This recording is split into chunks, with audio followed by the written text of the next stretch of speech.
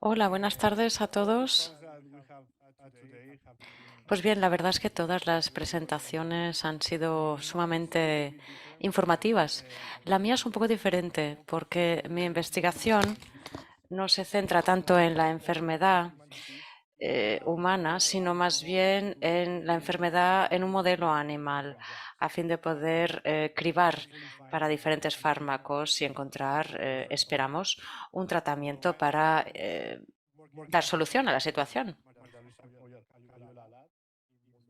Pues yo formo parte del laboratorio Cayuela en Murcia, en España, y trabajamos con un modelo animal que es un poco especial. Probablemente conocéis ya el modelo de roedores, pero nosotros hemos utilizado el modelo de peces cebra, un pequeño pez de unos 3 centímetros de longitud y un pez pues con esas rayas que nos recuerdan a una cebra. Es un pez de agua dulce que se puede utilizar para modelizar diferentes enfermedades. ¿Por qué utilizamos este animal, este pez? Pues una de las ventajas es su fecundidad. Desovan pues 200 embriones por semana, con lo cual nos da la posibilidad de probar muchísimos fármacos. Y es más importante todavía, se desarrolla muy rápidamente, es decir, que en 24 horas o hasta 48 horas tienen ya casi todos los órganos desarrollados, lo cual nos permite probar diferentes enfermedades y componentes en un tiempo muy rápido. Pero me vais a decir, el ser humano y los peces somos muy diferentes. ¿Por qué estudiáis a los peces? Pues bien, la verdad es que en el caso de estos peces son bastante similares a los mamíferos porque son uno de los primeros grupos de vertebrados que aparecieron, así que hay más similitudes de lo que parece al final. Y eso nos permite estudiar algunas enfermedades en el cerebro, el ojo, el intestino, el corazón, el hígado, porque al final el ADN, pues estamos hablando de que compartimos un 85% de ADN, de similitudes, y estamos hablando también, por lo tanto, de los genes que están implicados o relacionados con la enfermedad. Pues bien, todos estos peces se pueden estudiar, se pueden utilizar para estudiar el DDX3X. Aquí tenemos el esquema del gen humano y aquí tenemos la secuencia de proteínas. Y bien, en el pez cebra se trata casi de lo mismo, hay mucha correspondencia. Lo único que tenemos que tener en consideración cuando trabajamos con los peces cebra es que en general hay muchas copias del mismo gen que pueden tener el mismo efecto. En nuestro caso, estamos induciendo un knockout, lo cual significa que estamos bloqueando la proteína en la forma que tiene. Y tal como lo dijo Milú anteriormente, estamos rehaciendo el sinsentido, es decir, estamos eliminando esa proteína en los peces. ¿Y por qué? Pues para poder llegar a este ciclo, es decir, para poder comprobar lo que pasa en el paciente y poder desarrollar algo para él. Es decir, estamos simulando la enfermedad en el pez, después de lo cual hacemos una caracterización simplemente para comprobar qué tipo de características tienen y si esas se parecen a las de la enfermedad humana. Y después de ello ya podemos probar diferentes fármacos que hayan sido aprobados previamente y comprobar si revierten el fenotipo y si estamos recuperando y volviendo a una situación normal o mejor.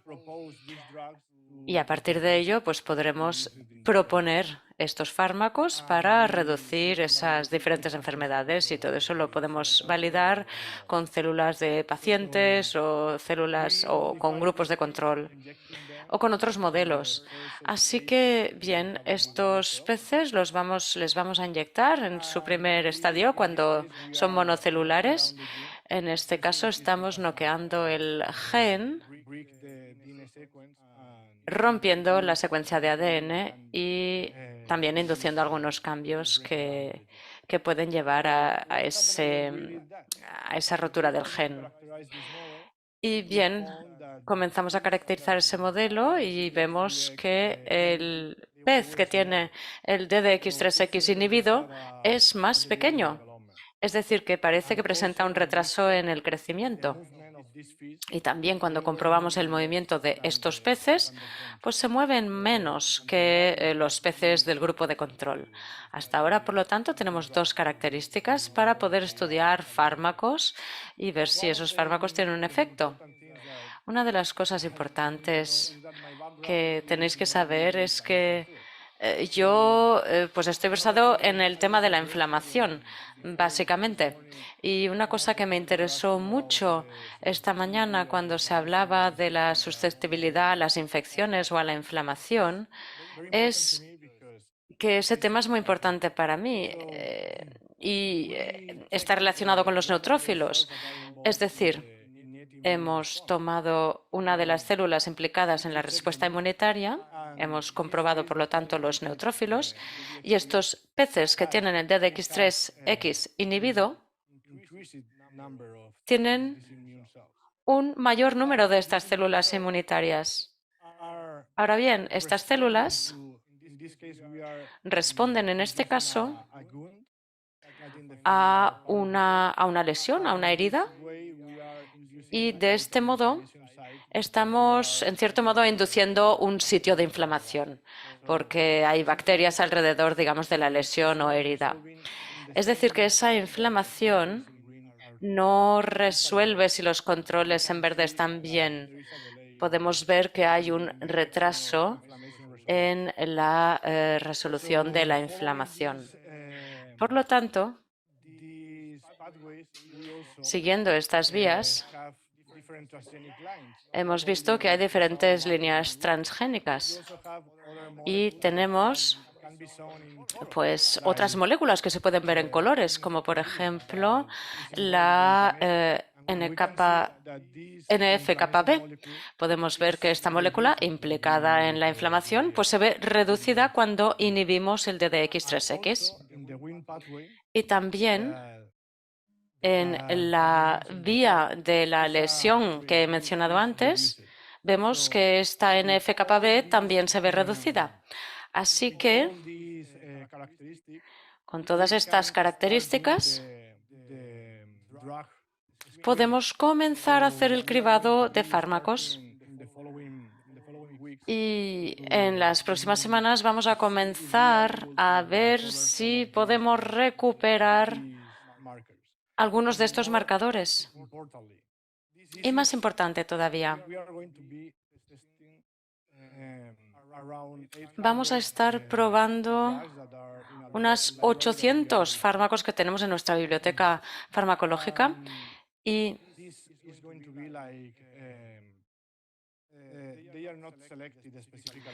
estos fármacos no han sido seleccionados específicamente para esta enfermedad, han sido seleccionados para diferentes enfermedades. Pero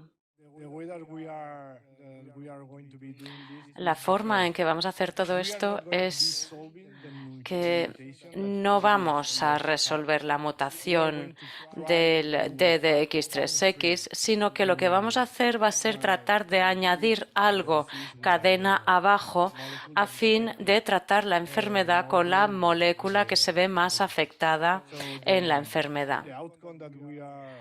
Con lo cual,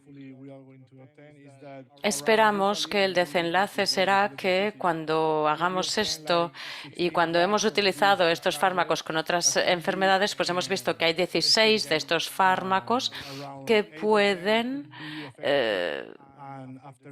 afectar. Después de una segunda ronda hemos seleccionado que hay 8 fármacos que pueden afectar y después de la validación funcional hemos determinado que hay 1 o 2 fármacos que pueden reposicionar y que pueden ser validados.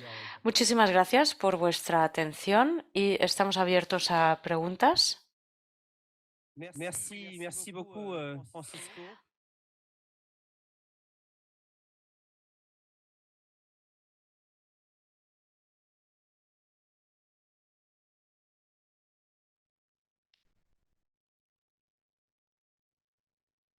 Sorry, I'm just clarifying. You can hear me and see my slides? Okay. Sí, ¿me oyen? ¿Me ven a mí? ¿Me ven las diapositivas? Sí, todo correcto.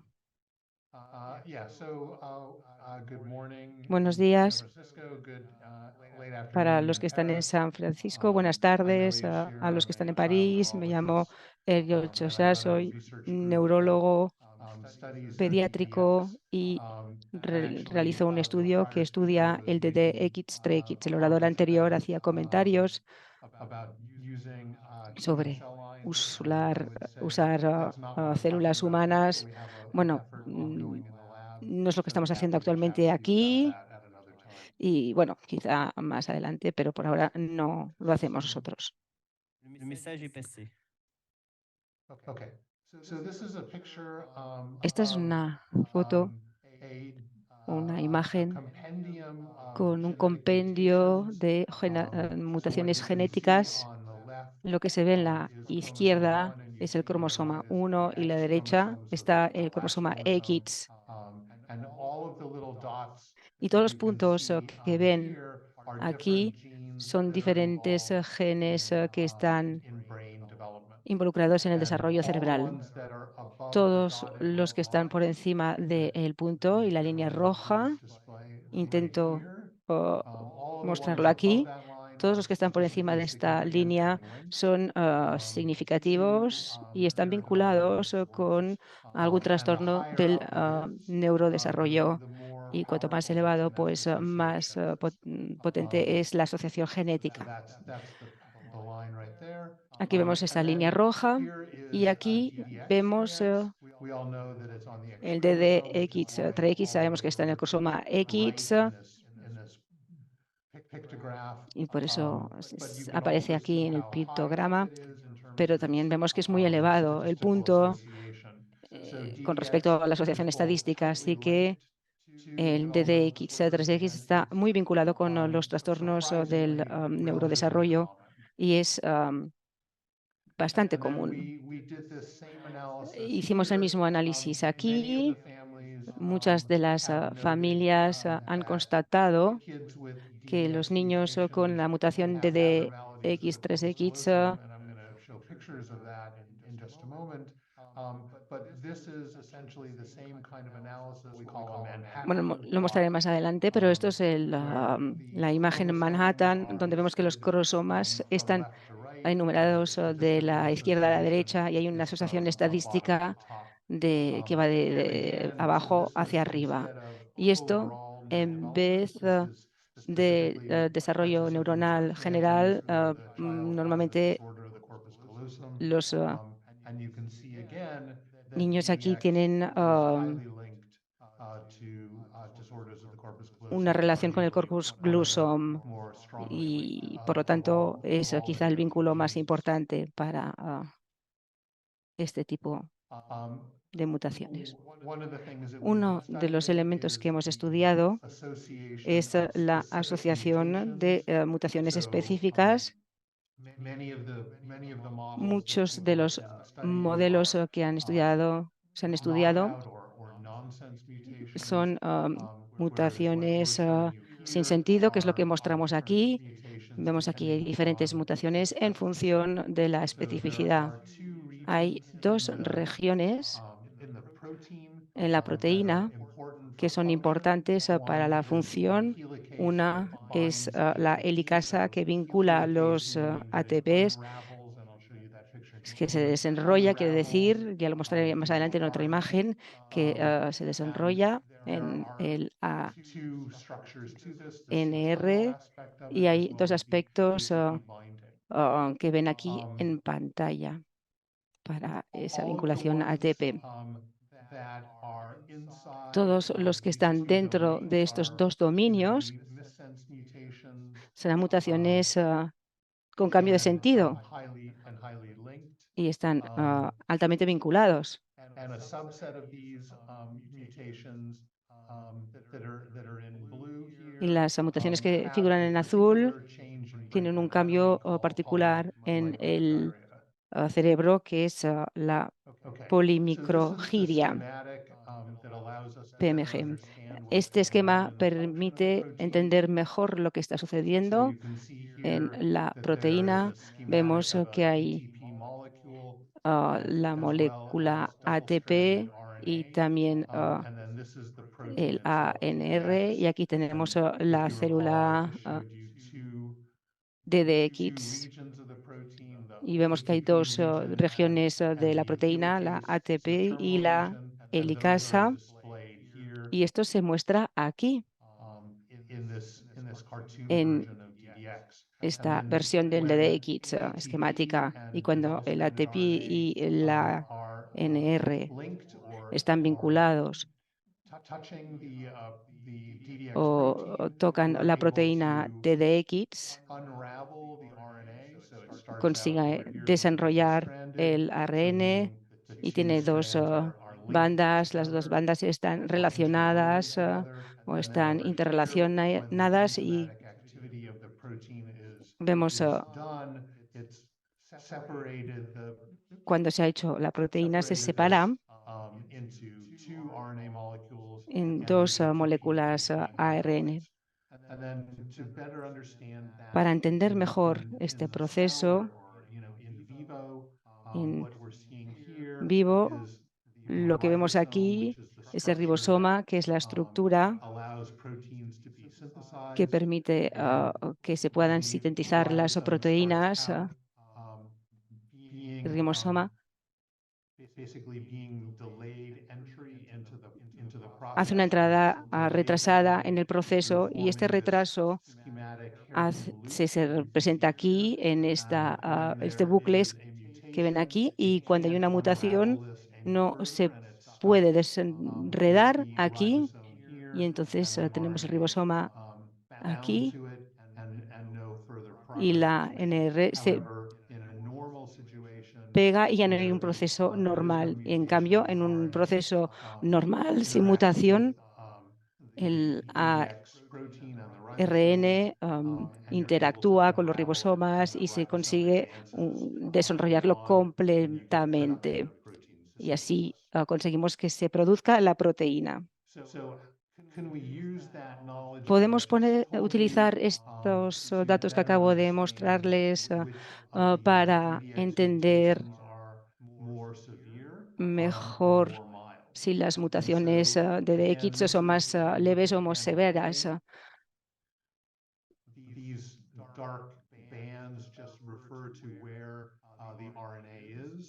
En estas bandas negras vemos dónde está el Y en esta imagen aquí, ARN. la doble hebra de ARN está aquí, y esto, digamos, está empezando el proceso de desenrollado, es decir, al principio 0 segundos, al principio del ensayo, y al cabo de 120 segundos, como pueden ver aquí en la parte de la derecha, todo el ARN se ha desenrollado, y pues no queda ninguna doble hebra.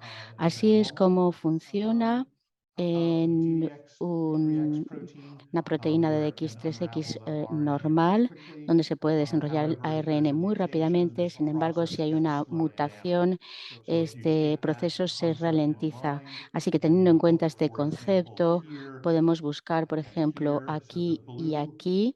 Es decir, los puntos azules son los que observamos en una proteína normal que aparece aquí versus el tipo salvaje. Sin embargo, existen otras versiones donde hay mutaciones específicas, como por ejemplo aquí, donde pueden ver el R373C. Es una mutación de aminoácido que está cambiando la arginina en cisteína, y esta actividad puede observarse aquí en la línea verde.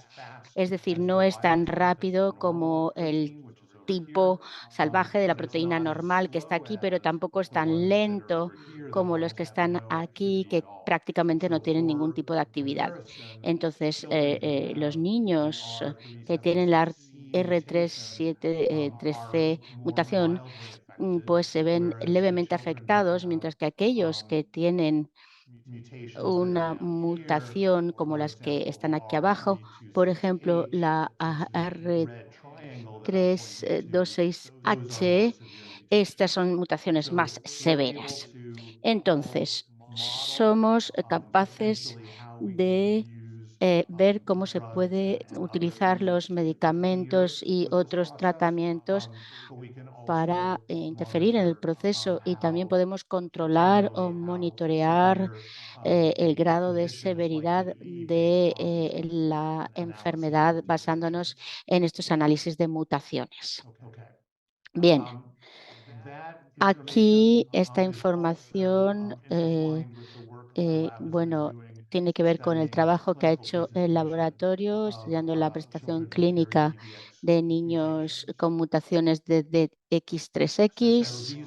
Estas son fotos de participantes en los estudios que hemos efectuado en nuestro laboratorio y también en colaboración con el doctor Snider's blog, y pueden ver aquí que hay algunas características faciales, como por ejemplo caras largas hipotónicas, también frentes bastante altas y anchas, puntas o puentes nasales anchos, hipertelorismo, lo que significa que los ojos están separados por una mayor distancia que digamos, lo normal, y microcefalia, significa que tienen pequeñas cabezas.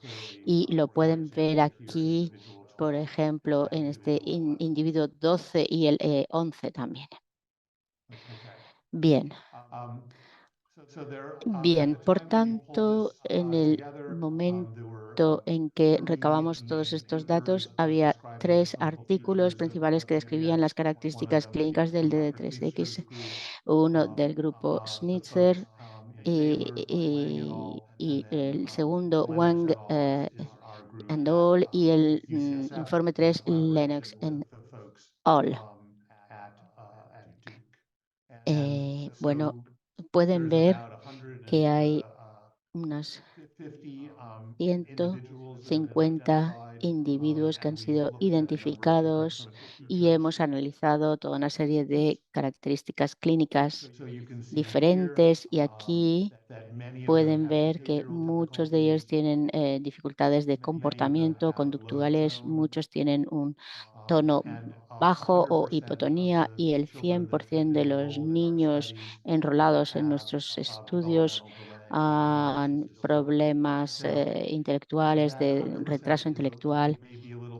Eh, bueno, quizás aquí haya un sesgo, claro, eh, a la hora de comprender estos problemas de desarrollo, porque claro, son niños que tienen problemas clínicos, así que, bueno, pues esto, digamos que está claro en el caso de niños que presentan dificultades, pero si mm, observamos otras dificultades, vemos que tienen otros problemas. No todos los niños presentan microcefalia, más bien un 25%. Muchos presentan otros problemas como escoliosis, por ejemplo, problemas auditivos o discapacidad auditiva. Muchos de estos niños también tienen brotes de epilepsia o epilepsia, y el informe inicial de Sneezers, bueno, pues 60 el 16% presentó convulsiones, por ejemplo, como pueden ver en el report 1, convulsiones y epilepsia. Bien, y ya mencioné antes que algunos de los individuos tienen un cambio de tamaño cerebral, y los niños que tienen PMG, así lo voy a nombrar, pues suelen tener más problemas de desarrollo, y los hemos agrupado aquí, individuos sin con PMG y otros con PMG, y luego hemos combinado los totales, como pueden ver en la columna de la derecha. Y si comparamos, por ejemplo, la microcefalía, es decir, con la cabeza más pequeña, podemos ver que los niños que no tienen PMG, tan solo un tercio de ellos presentan microcefalía, mientras que eh, un 70% de los individuos con PMG eh, pues tienen microcefalia. Así que ven que hay una asociación muy fuerte en este caso y por tanto la anatomía cerebral pues también se ve afectada aquí. La hipotonía es otra característica, pero aquí, bueno, pues parece ser que un tono bajo normal se asocia más a los individuos sin PMG. Pero si vemos, por ejemplo, en el caso de la parálisis cerebral, el 64% presenta este tono ah, mixto, digamos, bajo, mientras que los que no tienen PMG, tan solo un tercio tienen este tono mixto, hipo y hiper, como pueden ver. Otra característica que también hay que comprender bien es que existe un vínculo entre las anomalías cardíacas y el desarrollo de la costra cerebral y el desarrollo de las malformaciones corticales. Y por tanto, los individuos no PMG, tan solo un 10% tiene digamos, una malformación anatómica cardíaca, mientras que un 50% de los individuos con PMG también tienen esta característica o este defecto asociado. Existen otros aspectos que también son clínicamente importantes. Muy brevemente, como pueden ver aquí, 50% de los portadores del DDX3X después de la edad de 5, es decir, todavía no son verbales. eh, la mayoría, bueno, el 50% de estos portadores no hablaban, eran no verbales. Y vamos a pasar aquí abajo, otra vez problemas o defectos cardíacos. Y hay un reciente artículo de un grupo que analizó la costra cerebral y que descubrió que la proteína de DX induce la formación de la costra neural a través de la promoción de la actividad AQT. Y hemos hablado de la señalización WNT y pues aquí también hay, digamos, una noción importante, ¿no? Y es que promueve esta actividad AQT. Y también sabemos que DDX3X también tiene una asociación con el cáncer. No se trata de una mutación inicial, sino una secundaria la que provoca el cáncer. Y bueno, aquí los que más observamos más frecuentemente, meduloblastoma, glioblastoma, los linfomas de célula B y cáncer de próstata eh, y algunos otros. Sin embargo, estas características no se refieren a niños con una mutación primaria en DDX3X. Se trata de mutaciones secundarias en el DDX. El único lugar en el que el DDX3X es el driver principal es el neuroblastoma. 4 casos que se han identificado donde hay una mutación del DDX vinculada con este neuroblastoma. Afortunadamente, todos estos individuos, bueno, tuvieron un tratamiento bien quirúrgico o bien por quimioterapia y, bueno, se descubrió a una edad temprana y se pudo, por tanto, eh, buscar una solución.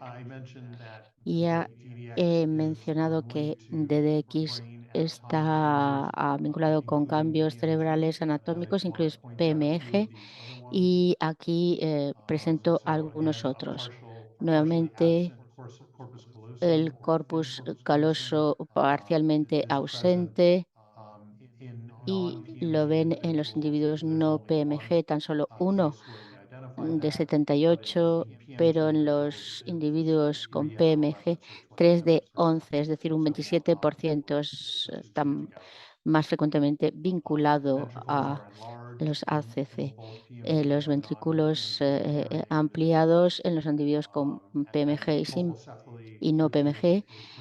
Colpocefalía, se trata de una distorsión de la forma del ventrículo, también puede aparecer.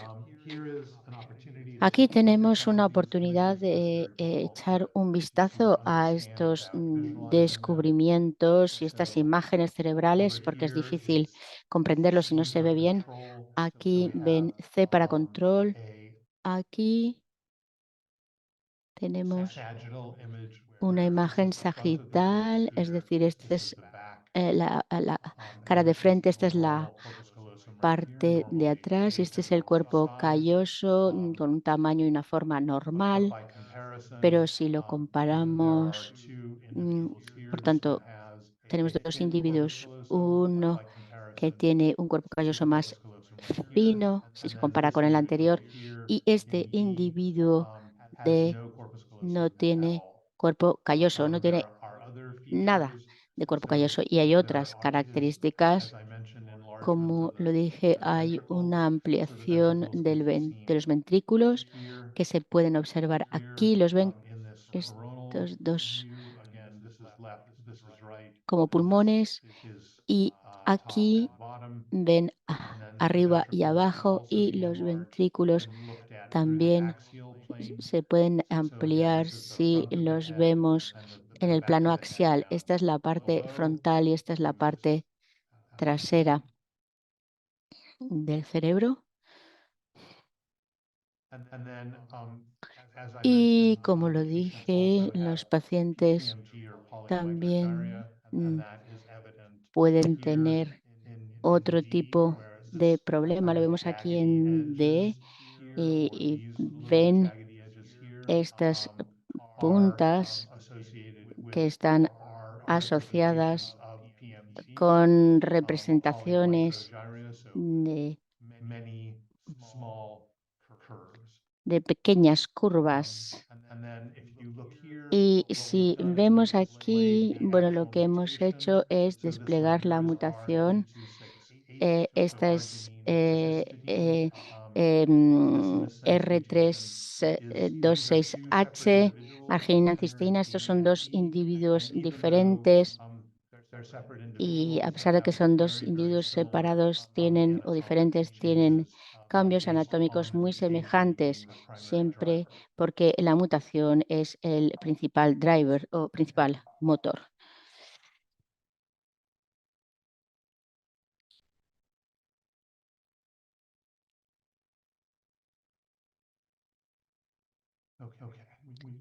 Bien, todo esto ya lo hemos visto, comenta. Y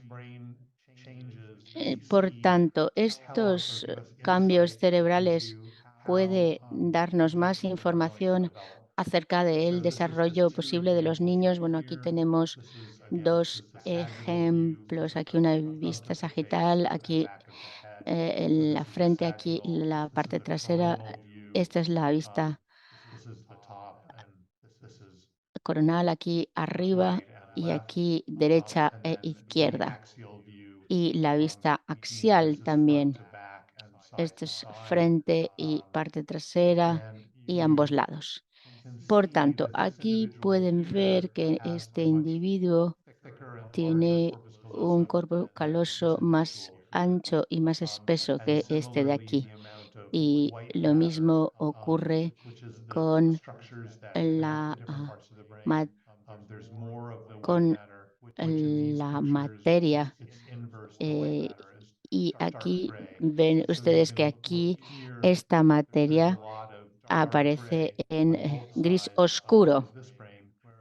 Aquí hay mucho gris oscuro y en ambas partes de la pantalla, mientras que este individuo tiene menos.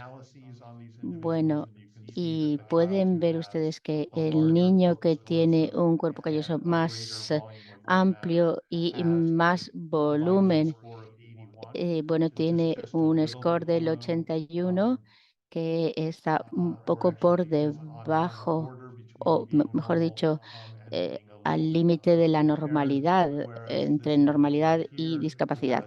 Y este individuo que tiene un cuerpo calloso más eh, pequeño tiene una puntuación del 47. Entonces, quizás haya información importante que podemos utilizar tanto a partir, basándonos en la mutación del niño, como de estas características anatómicas específicas. Entonces, ¿qué podemos hacer para mejorar nuestra comprensión de cómo se desarrollarán los niños que tienen DDX3X y qué tipo de retos hay que superar? Bueno, inicialmente cuando se hace el diagnóstico, pero también con el tiempo. Entonces nosotros estamos colaborando con una serie de otros grupos, con otros grupos aquí en el UCSF, que es el Hospital Pediátrico Los Ángeles, con Rush y con el Monte Sinaí en Nueva York. Y se tratará de un estudio cruzado y longitudinal eh, en el que veremos a los niños una vez al año y las familias tendrán que completar formularios y encuestas y tendrán que visitar uno de estos 4 hospitales para enrolarse en un análisis más global, más global, sí. Y esto esperamos que nos ayude a comprender eh, la enfermedad de manera más profunda y más sofisticada también, porque también vamos a obtener muestras sanguíneas que utilizaremos para biomarcadores y para IPSC de generación que utilizarán nuestros investigadores para acelerar este proceso. Bien, como recordatorio, saben ustedes que hay un número de individuos que tienen mutaciones únicas y pueden verlas aquí. Cuando no hay número, no hay recurrencia de esa mutación específica, mientras que los otros, como por ejemplo el del que ya he hablado, R326H, por ejemplo, o 26C, bueno, eh, la localización de la mutación, eh, su respuesta a los ácidos enzimáticos y las imágenes cerebrales nos dan más información y esperamos que podremos comprender mejor todos estos trastornos y estas patologías gracias a estos análisis. Para resumir, el DDX3X representa entre un 1 y 3% de todos los casos de, eh, digamos, GDD en mujeres. Bueno, pues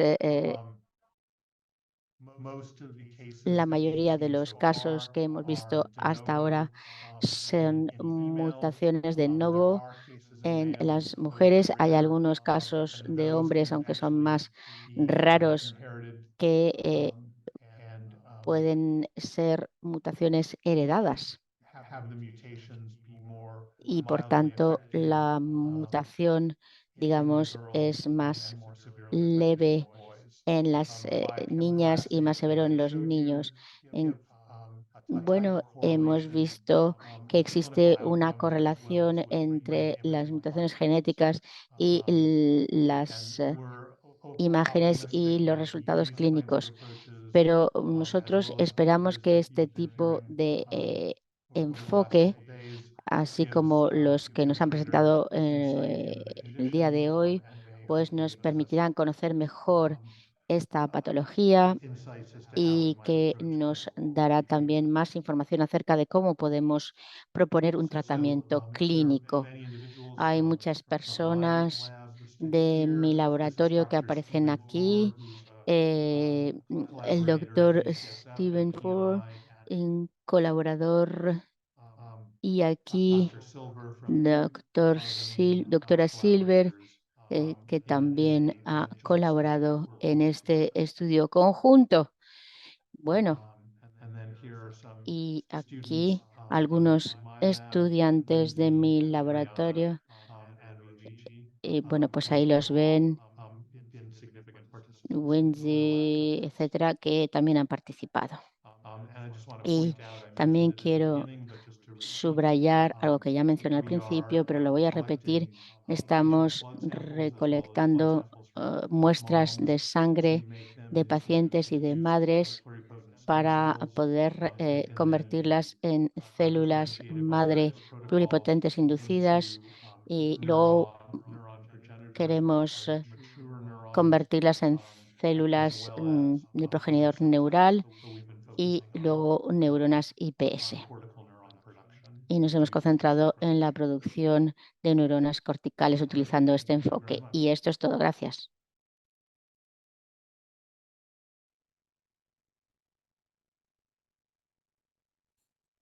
Merci beaucoup, professeur Scher. Muchas gracias, profesor Scher, por haber compartido con nosotros estos trabajos tan ricos. Vemos la correlación entre el genotipo, las imágenes, la clínica. Realmente es extraordinario.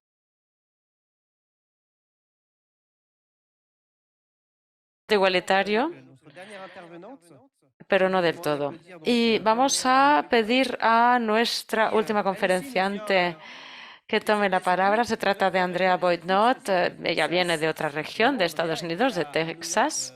l'université Mont Sinai. Y Andrea estuvo antes en la Universidad de Mount Sinai en Nueva York y trabajó con Andrea a conservé la possibilité rodeadores y roedores, perdón, y ella pues trabajó con estos animales para desarrollar la terapia génica. Se habla mucho de terapia génica. Veremos si se trata de ciencia ficción o de realidad. Gracias a Andrea.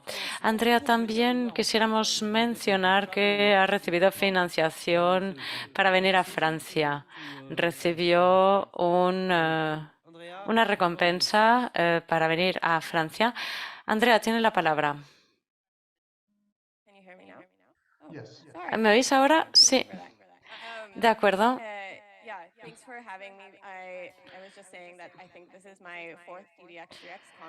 Pues bien, aquí tenemos la cuarta conferencia de DDX3X en la que he participado. Y estoy encantada de estar aquí y aprecio muchísimo que estéis aquí escuchándome, y espero que podamos aprender todos mucho. Y voy a hablar hoy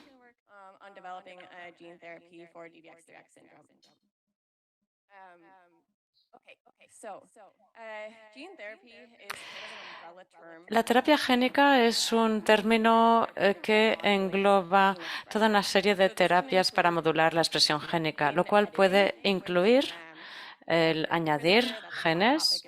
Podemos ver que hay el tema de añadir, de silenciar genes, lo cual es muy útil para las mutaciones que son dominantes negativas y que pueden alterar funciones, pero no se trata de un enfoque beneficioso para DDX3X.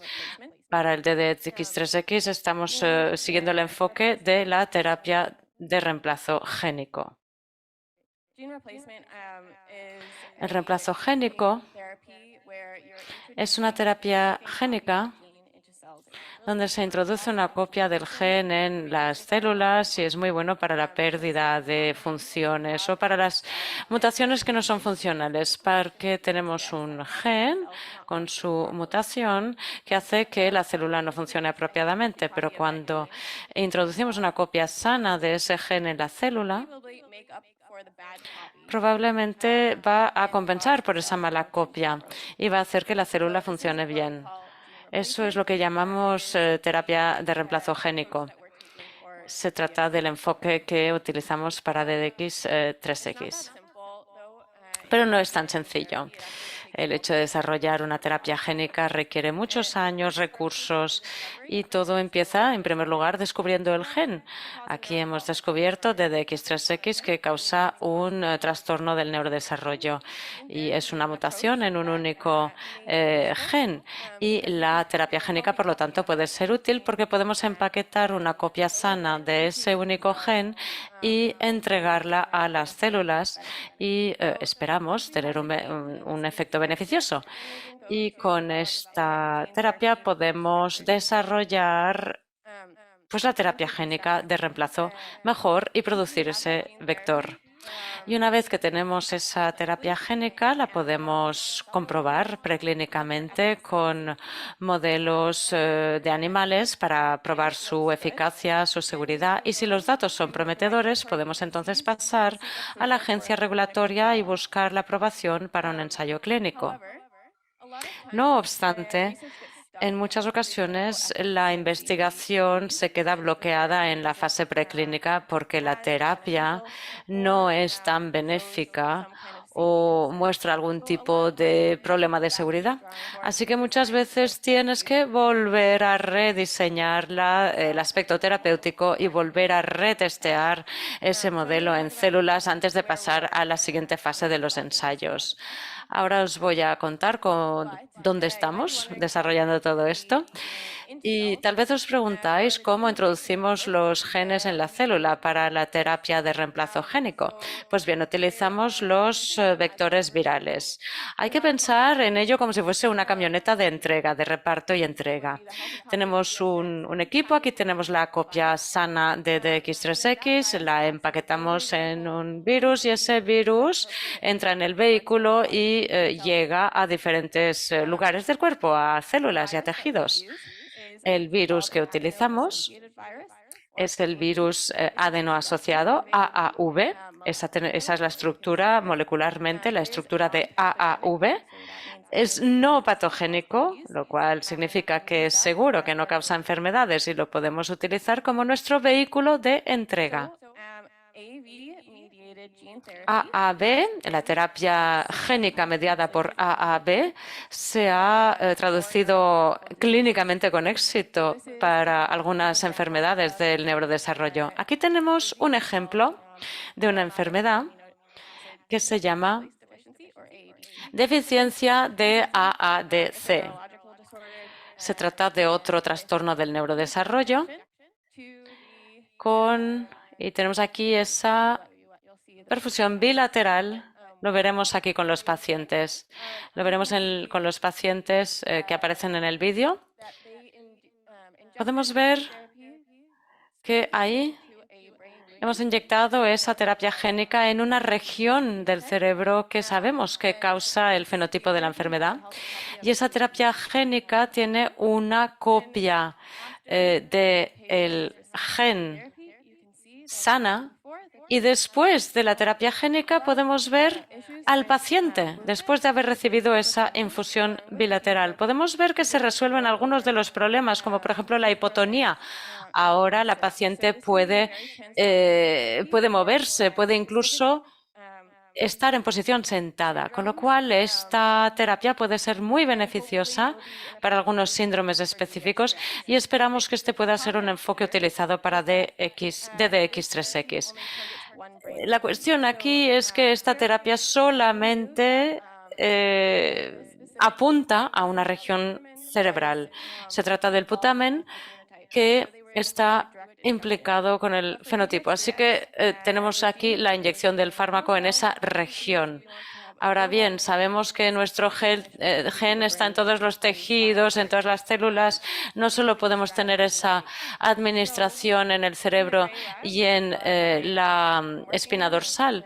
Aquí tenemos el laboratorio en el cual trabajo como estudiante de doctorado.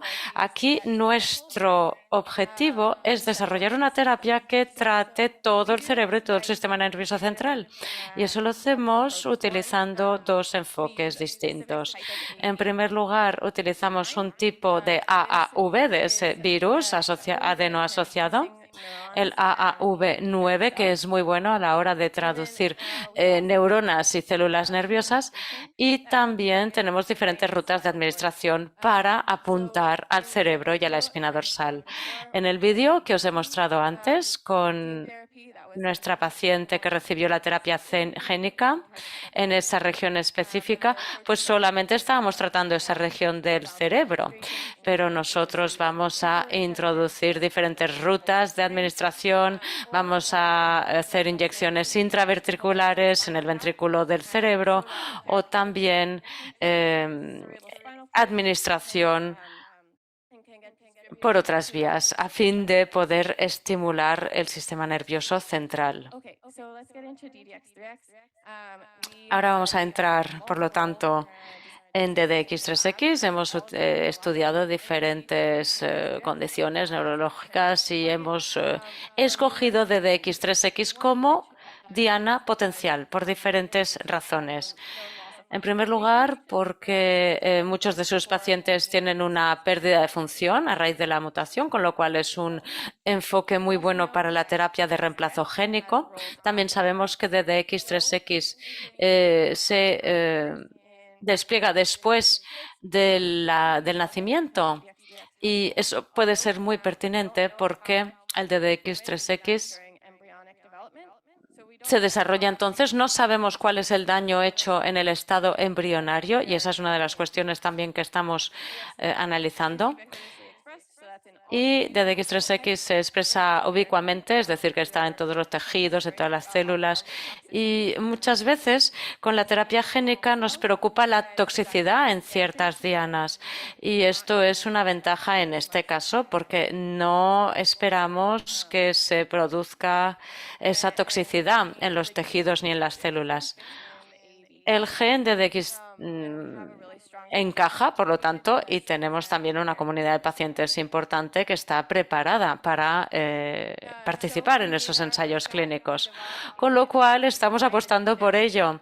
Hemos desarrollado este vector de terapia génica donde hemos incluido un gen humano de DX3X que está portado por un promotor ubicuo.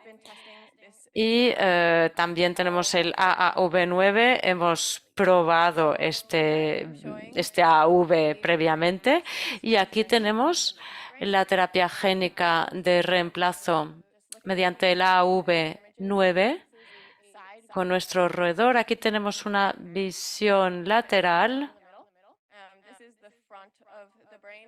Tenemos la parte frontal del cerebro aquí la parte trasera. Y vemos la expresión de la terapia génica AAV9 a lo largo de todo el cerebro, en el córtex, en las demás regiones, en el hipocampo, etcétera. Pero digamos que está en todo el cerebro. Aquí tenemos la distribución, por lo tanto, a 3 semanas de la inyección. Y vemos aquí que estamos apuntando a regiones diferentes del cerebro para nuestra enfermedad. Hemos diseñado un estudio preclínico para comprobar la eficacia y seguridad utilizando roedores que se utilizan en investigación biomédica para ayudarnos a comprender si se produce algún tipo de rescate comportamental o no que nos puede ayudar cuando estamos buscando la aprobación de las autoridades para pasar a los ensayos clínicos. Así que tenemos este modelo con ratones que se ha caracterizado en el laboratorio de Mount Sinai y utilizamos estos test de terapia génica. Este ratón tiene un fenotipo muy diferente, muy similar, al de los humanos. Tenemos hitos También que cumplir fenotipos como, por ejemplo, la ansiedad, el trastorno del movimiento, que podemos extrapolar a la enfermedad en humanos. Hemos inyectado a este ratón junto con otros ratones de control y les hemos administrado pues esa inyección intraventricular con una dosis baja o con una dosis más alta de la terapia génica. Y hemos querido comprobar la eficacia y la seguridad. Pues bien, en cuanto a seguridad, tenemos un estudio que dura todo un año y estamos viendo si se producen anomalías globales y estamos realizando también un análisis tisular muy completo para comprobar la toxicidad. En cuanto al estudio de eficacia, pues aquí tenemos los comportamientos, dado que es un trastorno del neurodesarrollo, hemos querido ampliar, digamos, el rango de edad del ratón. Así que lo comprobamos un día después del nacimiento, luego durante las 3 primeras semanas, lo cual corresponde a la adolescencia en un ratón, a 3 meses el estado adulto del ratón y después a 12 meses el estado adulto del ratón. Y estamos observando diferentes lecturas de comportamiento, incluyendo función motora y ansiedad. Ahora, para hablarles de los resultados, los primeros resultados en cuanto a eficacia. Como he dicho, estamos hablando de un modelo con ratones, con diferencias físicas entre el control y el grupo afectado. El grupo DDX3X muestra retraso en todas estas tareas, como por ejemplo, uno de los hitos es el caminar, el ponerse derecho, el ratón, el pasar de estar acostado a ponerse derecho. Luego también tenemos otros estímulos, otros hitos. Y tenemos diferencias significativas entre el grupo de DX3X y el grupo de control. Y pues bien, a la hora de observar si la terapia génica tiene efectos, pues tanto en baja dosis como en dosis más alta no hemos visto ninguna diferencia. Hemos visto adicionalmente en el grupo de control si hay alguna preocupación en cuanto a seguridad. No observamos ninguna diferencia en este sentido entre los ratones que habían sido inyectados y los de control, que puedan sugerir que este tratamiento desde el punto de vista comportamental es seguro. A los 3 meses os vamos a mostrar, hicimos un test de ansiedad que se llama test Open Field. Es como si uno estuviese en un ascensor y tenemos una pared, es decir, cuando subes por el ascensor, pues se trata de ver si te sitúas en la periferia del ascensor o en medio del ascensor. Y eso puede medir el grado de ansiedad. Lo hemos evaluado la cantidad de tiempo que pasa el ratón en la periferia o en el centro de ese nuevo entorno, de ese nuevo espacio. Y tenemos, pues, cuanto más tiempo pasas en el centro, más ansioso estás. Aquí tenemos a nuestros ratones DDX en rojo y a los azules son los de control. Pues bien, los DDX pasan menos tiempo en el centro, lo cual indica más ansiedad. Y cuando hemos introducido la terapia génica a menor o mayor dosis, hemos visto una reacción dependiente de la dosis en cuanto a la ansiedad. Y eso es significativo. Con mayor dosis se produce un fenotipo de menor ansiedad. Ahora bien, todavía no llega al nivel del grupo de control. No es todo un rescate, sino que es un rescate parcial. Y entre la dosis baja y la más alta, en los ratones de control vimos, interesantemente, pues esa toxicidad dependiente de la dosis. Los ratones de control que recibieron la dosis más alta tenían una ansiedad incrementada, lo cual significa que podemos modular el comportamiento de los ratones con esta terapia génica y tenemos que ir con cuidado con sobreexpresar el DDX3X, porque eso también puede causar consecuencias. ¿Qué hemos aprendido de todos estos datos? Pues bien, lo que hemos aprendido es que hay una eficacia mínima con la terapia AV-DDX3X.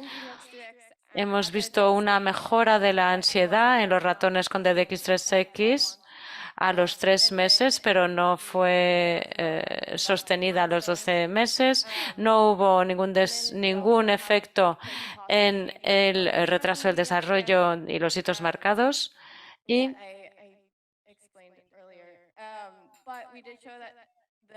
hemos mostrado también que el comportamiento de los ratones se puede modular con la expresión del gen postnatalmente, con lo cual es algo interesante de cara a una terapia potencial. Solamente tenemos que ser más creativos con nuestro diseño terapéutico. Entonces, volvemos a la casilla de antes, en la que tenemos que diseñar una mejor terapia génica. Pero no hemos visto demasiada eficacia y hay algunas preocupaciones potenciales en cuanto a seguridad. Por lo tanto, pues estamos diseñando esta mejor terapia génica, esta mejor estrategia para probarla en nuestro modelo animal y celular. Para rediseñar esta nueva terapia, estamos tomando diferentes enfoques porque no tenemos suficiente información para ver por qué no funcionó la terapia. Es decir, hay posibilidades, pero no hay ninguna certidumbre. Es posible que estemos interviniendo demasiado tarde. Tal vez el daño causado ya sea demasiado importante antes de que hayamos podido introducir la terapia e inyectar. Con lo cual, lo que estamos haciendo es desarrollar un nuevo modelo de roedores para comprobar los puntos temporales de la administración terapéutica. Es posible también que haya un cierto número de X3X que sea tóxico y tal vez haya que expresar este DDX3X con promotores más fuertes para comprender realmente qué es lo que está pasando. La tercera posibilidad es que estemos apuntando a las células equivocadas o no suficientes con el vector viral que tenemos en la actualidad, con lo cual estamos probando diferentes rutas de administración y cuando se desarrollen estos nuevos vectores virales los probaremos. Y voy a hablar también del primer punto de aquí durante el resto de mi charla. Hemos desarrollado un nuevo modelo de roedores para DDX3X y este modelo, pues les hemos insertado una secuencia de stock pero en la dirección invertida. Es decir, cuando el gen está rojo, no lee el stock, sino que lee el gen, el gen que funciona normalmente. Aquí tenemos pues el ratón con defecto y tenemos aquí esta enzima que interactúa con secuencias genéticas que podemos insertar y podemos desarrollar DDX3X, el ratón DDX3X, con esta enzima, porque esta enzima hace bascular o hace girar el stock en la dirección correcta, con lo cual ahora tenemos un gen en el cual el stock funciona y DDX3X ya no es funcional, con lo cual tenemos el modelo de roedores para humanos con ese DDX3X no funcional. Pero con nuestro enfoque genético también hemos incluido otras secuencias en las que la secuencia responde al tamoxifeno, que es un componente, y con este componente, con el tamoxifeno, se elimina todo ese stock. Con lo cual aquí tenemos de nuevo el DDX3X que funciona normalmente. Esto no funciona en humanos porque el tamoxifeno se centra específicamente en la secuencia de ADN que hemos insertado con el stop para expresarlo. Voy a decirlo de modo más sencillo. Lo que tenemos es un ratón en el cual DDX3X está apagado. Es un DDX3X no funcional, ¿de acuerdo? Pero podemos introducir un componente llamado tamoxifeno para leer, para reexpresar DDX3X y causar un funcionamiento normal de DDX3X. Y podemos introducir el tamoxifeno cuando queremos. Podemos introducirlo en cualquier momento, en la infancia, en la primera infancia, en la adolescencia, en la edad adulta. Y luego podemos leer el comportamiento y ver cuánto se ha rescatado en qué momento de intervención. Así que este modelo con roedores fue caracterizado y tiene un fenotipo similar al que utilizamos en Mount Sinai y tiene pues déficits motores que estamos observando con detenimiento porque son similares a los de los pacientes. Y los pasos siguientes son inyectar el tamoxifeno en diferentes momentos de la vida del ratón para ver qué se rescata. Y eso es muy importante para cualquier terapia, no solo para la terapia génica, porque eso nos ayudará a comprender si hay alguna ventana de intervención que sea más favorable o no. Y eso es todo lo que quería contarles y estaré encantada de responder a sus preguntas. Espero que pudierais seguir este trabajo de terapia génica porque realmente es algo complicado, y tenemos un equipo muy amplio. Tenemos aquí a Stephen Gray, que es el investigador principal que nos está ayudando en esta investigación de terapia génica para enfermedades pediátricas y neurológicas. Hemos trabajado en 10 enfermedades, desde los aspectos preclínicos hasta ensayos clínicos. Y he trabajado también con Jen Yu He, con Angela en otros proyectos. Muchas gracias.